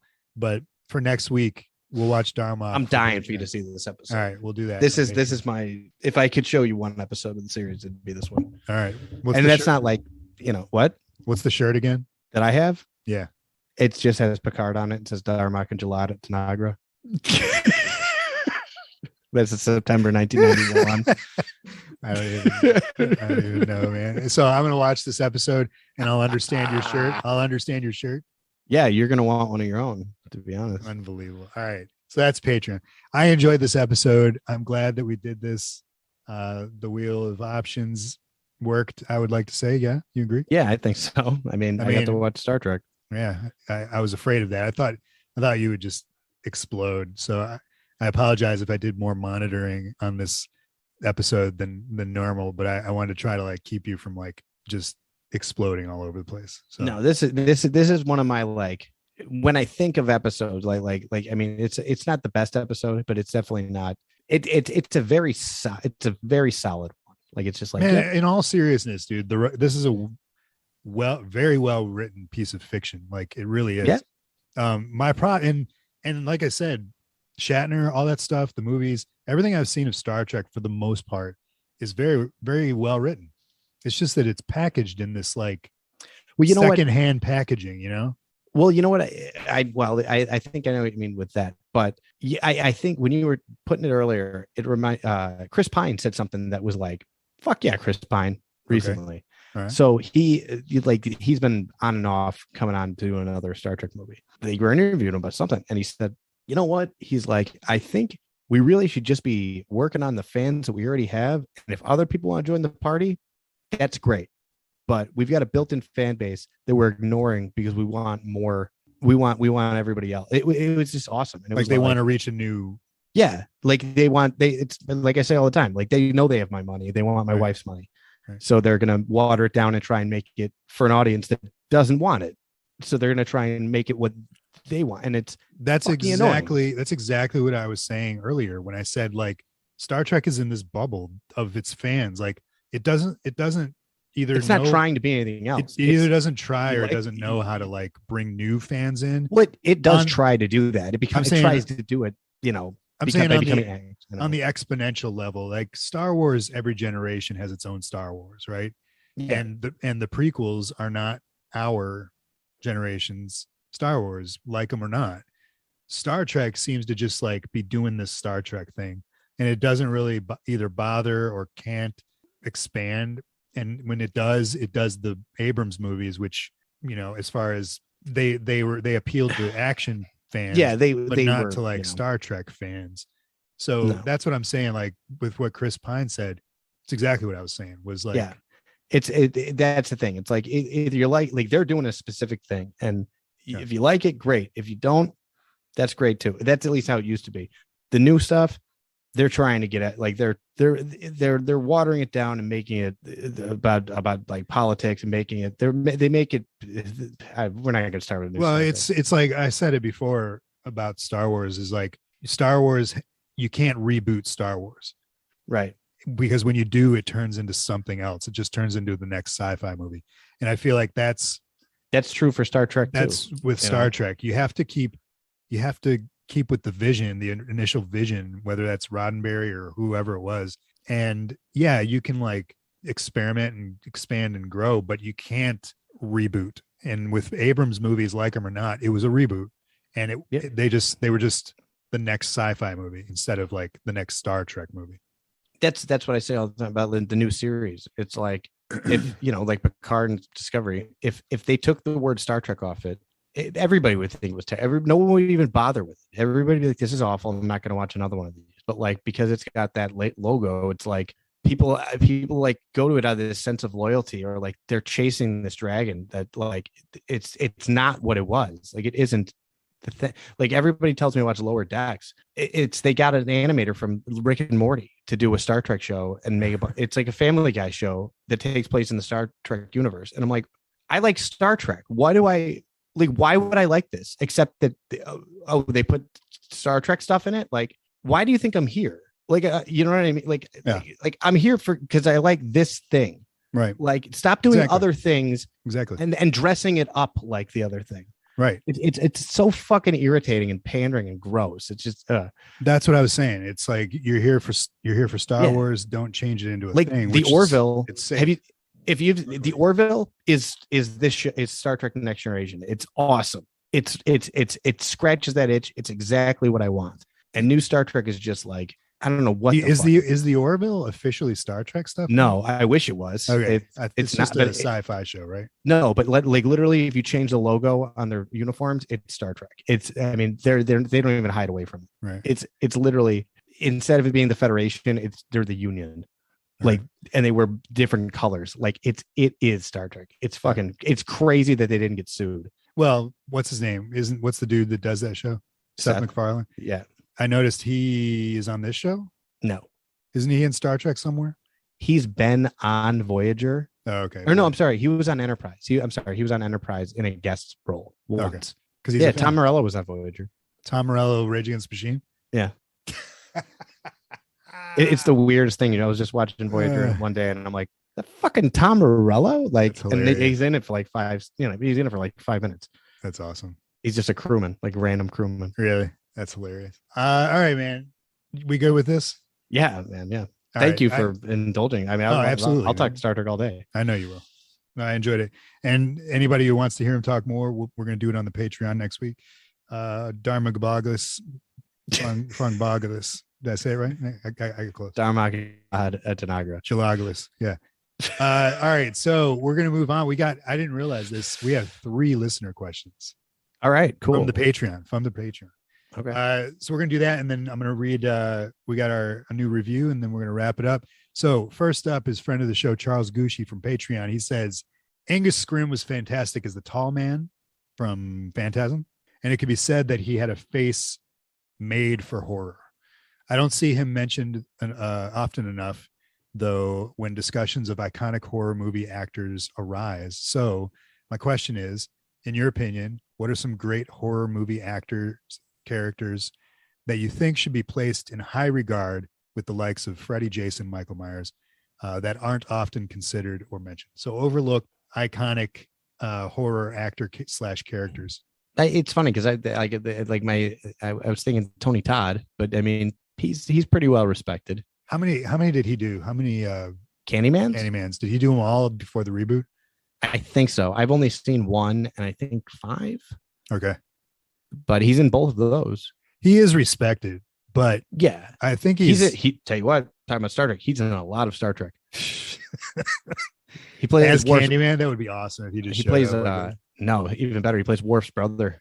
No shit. Oh, so he's got, maybe I saw an episode where somebody was, maybe he plays Worf's brother. He played, okay. I don't know. Yeah. Kern. Okay. Sounds familiar. I don't know. But he plays multiple parts. Like he's a guy that keeps coming back and doing other parts. But yeah, Tony Todd, I mean, he's pretty well respected. I mean, but we go to horror cons, like, you know, it's true.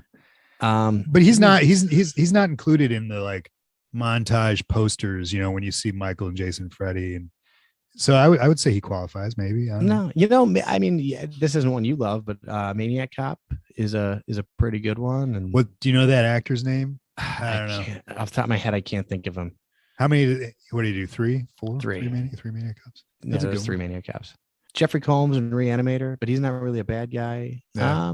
Just in horror in general, I think. I don't know. It's kind of a cool community because everybody kind of gets their due. Yeah. You know, like nobody's like, at least in these circles, you know. You know who I'm going to go with? My man, Warwick Davis. Oh, his Leprechaun? Yeah. I recently watched like a handful of those, and he just doesn't get the credit. Yeah, he just doesn't get the credit, man. That I can't imagine a different actor, and I think there was at least 1 or 2 that played Leprechaun in different, maybe the later movies or something. I don't think Warwick Davis was Leprechaun in all of them, but he was Leprechaun in most of them. Wait, he is in 1, 2, 3, 4, 5. He is in at least 6 of them. Okay. So, I mean, I can't imagine another face wearing that makeup and acting in the role. Like he's just so perfect for it. Yeah. I mean, Chucky gets respect, but Brad Dourif doesn't really, you know? Yeah, but they don't use Brad Dourif's face. It's interesting, man. When you watch Chucky, they do flashbacks and they cast an actor. Actually, it might be his daughter who is, you know, his daughter. I forget her name, Dourif. She is the main character in the last 2 Chucky movies, and she's a main character in the series as well. Looks exactly like that dude. It's like, it's hard to not see him anyway. But yeah, I mean, definitely for his voice, Brad Dourif does not get like the record. I mean, a lot of people don't even know that he did it. I mean, he's also got an incredible body of work. Like, oh, totally. That dude, you know, awesome. It's not like I mean, it's same with Tony Todd. Like, you know, he's got a list of shit. The Crow, man. People always forget about The Crow. Yeah. Tony Todd. It's just one other. Yeah. This is one other thing he did, you know? All right, Charlie, thank you for the question, man. We got another one here from friend of the show, Katie, AKA Pizzazz Deliverer.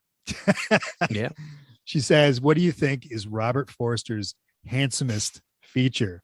So I recently watched Alligator, which is a really cool movie. And that's Robert Forster really young. And it's really funny because we talked about his last movie, which was The Wolf of something Hollow. Snowy Hollow, maybe.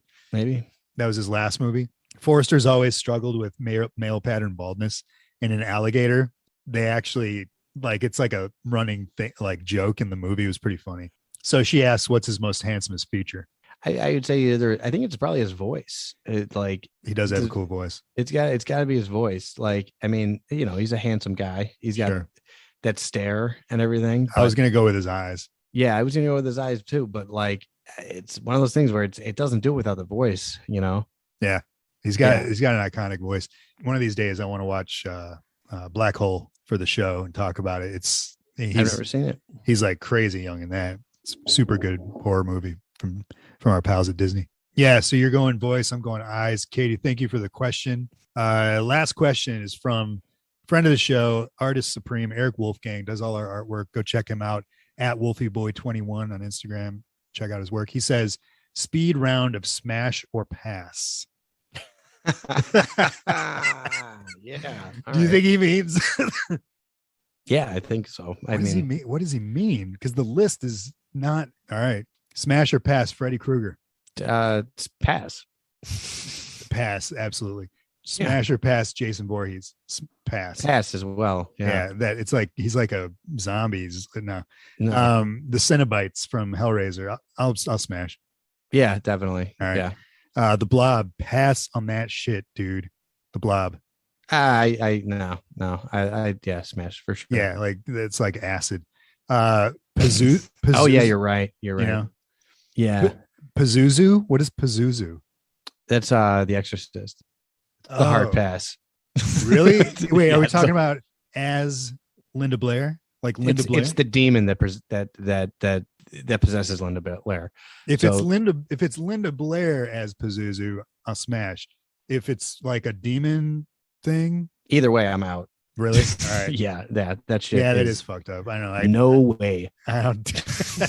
I dig on Linda Blair though, man. She was in this movie called, I think it's called Hell's Gate or something like that. After I dig it. Chucky, smash pass. I gotta pass. It's like kids. I gotta pass. Nah. Yeah, they say it's too much like a kid. Yeah. Pumpkinhead, pass. I gotta pass. You haven't seen Pumpkinhead though. I've never seen it. I've seen the cover of the box. You know what Pumpkinhead looks like. It's too creaturey. Yeah, I'm with you. Yeah. Christine, the car, I'll smash. Yeah, sure. Figure something out. HAL 9000, is that 2001? Yeah. HAL 9000. What is it? Yeah.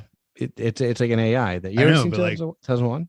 Yeah, but I'm saying like physically, like I mean, I definitely would just because smash. What would they even be like? Yeah. Seth Green, last one. Seth Green. I gotta pass, man. Fucking Seth Green. What an asshole. Yeah. I'd also pass. No, you wouldn't. You hesitated. That was a good question. I could go either way. That's great. It depends how much I had to drink. Jesus Christ. Wolfgang, you're a madman. Thanks for the question. Thanks for all the questions, you guys. We got a new review over on iTunes, folks. It helps the show. If you like the show, go over there and leave us a review on iTunes, Apple Podcasts. I think you can rate the podcast on Spotify and stuff. This is from Gorgon Dave. He says, solid 5 stars. Very cool in-depth discussion of a wide range of horror cinema. Check it out. Gorgon Dave, thank you so much for taking the time, the 30 seconds that it took to write a review. We appreciate that. Hope that some of you other guys will. D. Brumfeld, who won our Demon Night. We haven't forgotten about you.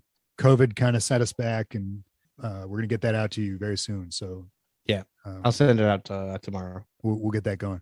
I think that's it, man. You got anything else? No. Wait, am I missing something? You look we got to pick next week. Oh, that's right. We got to pick next week. All right. QR. Oh shit. This one's tough. And this is a good letter. It's a great letter. And there's 3 very good candidates. Oh boy. I was kind of set on doing Return of the Living Dead, but you just watched it in the last couple days. Did I mess that up? No, but I mean, and I also just watched the second one the other day too, because I was like, I should watch it. I'll watch it whenever, but we literally both just watched it. So it's like, oh man. And it is good. It is worth it's in constant rotation, I think, on both of our. The other one is Reanimator, which is one of my all-time favorites. Right on. But I feel the other one is kind of a curveball. It's a movie I grew up with. I saw a million times, but probably haven't seen in 20 years. Okay. you familiar with the movie Repossessed? Repossessed. It's a spoof of The Exorcist with Leslie Nielsen All and Linda right. Blair. Linda Blair is in Really? All right, Yeah. let's do it. Let's do it. Oh, you're Wanna do that? Yeah. I mean, Okay. I wonder Yeah. if it holds up. I used to watch this movie. When how old is this movie? It's like 91, maybe, might be 88. Like it might be, it's late 80s, early 90s. Oh man, let's do it. So it's like in with those Yeah, it's Mel Brooks. Yeah, Is it Mel Brooks? it's like Airplane, but with The Exorcist. Is it Mel Brooks? No. Okay. Yeah, man, I'm totally down. I feel like I might have seen it. It came out in 1990. Okay. Yeah. Came out in 1990. Got a great cover. I'm excited, man. Is that your pick? Is that official? Yeah. You sound All right, like good. you're all over it. It just sounds fun and I wonder if it holds up because I haven't seen it in a long time. The first review on IMDb says 1 star. It's as funny as Ebola. Jeez. Yeah, but we know about what do we find out about IMDb and their reviews, you know? Well, that's their trivia. Oh, okay. Speaking of, it's time for you to review something on IMDb, right? Oh yeah. Should I do the Nth Degree, or should I do the Batman? Or a Batman? Yeah, do something. Yeah, do one of those. Yeah, dude, let's do that. Repossessed. No, Repossessed is, if you've never seen it, it might be fucking cringy, but It probably is. But Leslie Nielsen is usually pretty solid as far as that genre goes, you know? yeah, it's super stupid. Ned Beatty's in it. I think Hulk Hogan might be in it at Nice. one point. I don't remember. So you know it's gonna be. I might be getting that mixed up with another movie, but I think Hulk Hogan might show up. I don't remember. Just Leslie Nielsen, Linda Blair, Ned Beatty. That's good enough. And it's a spoof on The Exorcist. I'm down. Yeah, All right. I mean it's in that, like, I mean, you know what I'm talking about. Men in Tights. Yep. Hot Shots. Awesome. That's a movie that doesn't get enough credit. Hot I Shots. just watched that. It's good. Solid. All right, man. So next week for letter R, Repossessed with Leslie Nielsen, 1990. Is that what you said? Yeah, 1990. Cool. Sounds good. All right. I got nothing else. You got anything else? Nope. Episode 50 in the books. Folks, thank you so much for listening. 50 episodes. I know there's at least 3 people out there that have listened to all 50 episodes, or will have once this is aired. So thank you. Maybe there's more. Me and you and one other person. Yeah. Thank you all for listening. Thanks for being here. 50 episodes is pretty damn fucking awesome. So here's the 50 more. If you want to find us on social media, Instagram, Twitter, at Death by Podcast, YouTube, Death by Podcast. The YouTube channel is growing and growing.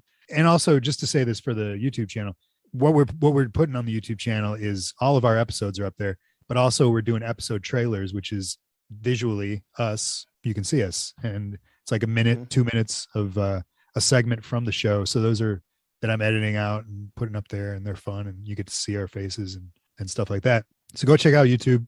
If you want to support the show directly, you can check us out on Patreon, patreon.com/deathbypodcast, where we have our second bonus mini podcast, BoobTube TV. And like we said, we've been on sort of a Tales from the Crypt binge or road. We're going to take a break, and next week we're going to watch Darmok Banaknak. It's just Darmok. Just Darmok. Sorry. Darmok, Star Trek Next Generation. I'm hoping it has an alien in it. Oh yeah. It's got All fucking right, so awesome. cool. It's I forget what species they are. Damn it. Probably doesn't matter. I think the Talaxians? No, that's something else. Oh, no. You mean the X-Laxians, probably, right? No. That's not a real thing. So anyway, check that out. Kevin's going to get to talk Star Trek a little bit more. So we're excited about that. That's on Patreon, along with behind-the-scenes stuff. And as you heard in this episode, listener questions, we answer those from Patreon and all that. So with that, we're going to sign off. Thank you for listening. I'm your host, Adam. That's your other host, Kevin. It's Miller time. Wow. First try. Good job. All right, folks. Be safe. Stay healthy. Eat some vegetables and nuts.